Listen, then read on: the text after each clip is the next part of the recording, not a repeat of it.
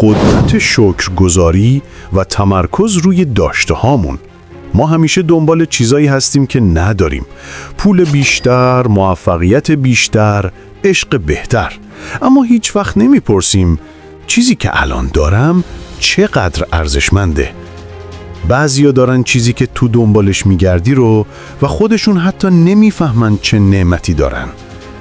قدرت شکرگزاری اینه که ذهنت رو از کمبود میکنه و میبره سمت وفور. وقتی تمرکزت روی داشتهات باشه، زندگی شروع میکنه بیشتر بهت دادن. شاد بودن هنر دیدن چیزهایی که همیشه جلوی چشمن، ولی یادمون رفته شکرشونو کنیم. پس یه لحظه نفس بکش، به چیزهایی فکر کن که داری و بفهم تو فقیر نیستی. تو فقط یاد گرفتی نگاه کنی به چیزهایی که هنوز نداری.